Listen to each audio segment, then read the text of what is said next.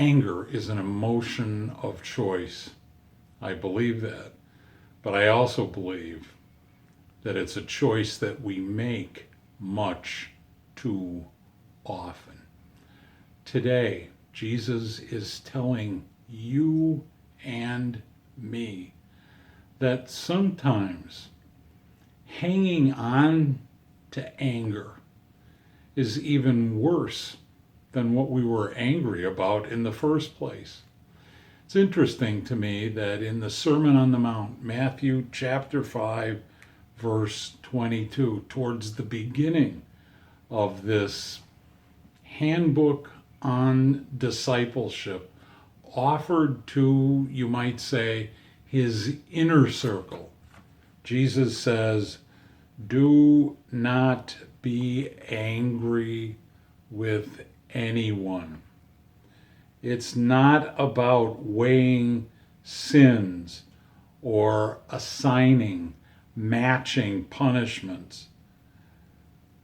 Those kinds of behaviors are all about dividing and cutting us off from one another. Do you see the truth of that? No. Jesus is suggesting in this incredibly powerful sermon that you and I are supposed to be sisters and brothers towards each other. It's supposed to be all about reconciliation and righteousness.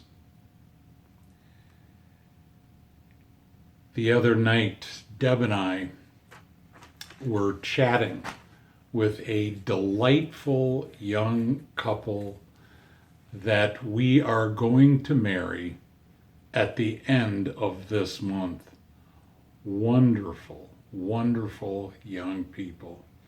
And as a part of premarital education, we spent a few moments on Zoom talking about things like problem solving, conflict resolution, healthy ways to disagree.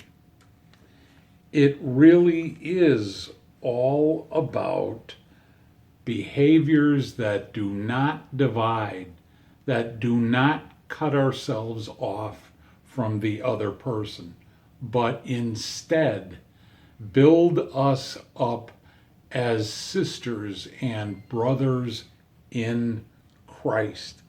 It's about reconciling behavior more than anything else. So the next time you are tempted to choose anger as your emotion of choice, remember what Jesus says in the Sermon on the Mount, Matthew chapter 5, verse 22. Don't be angry with anyone. Take it from me, I know. Anger is not the way to go. Really, and that is what grace to go is all about.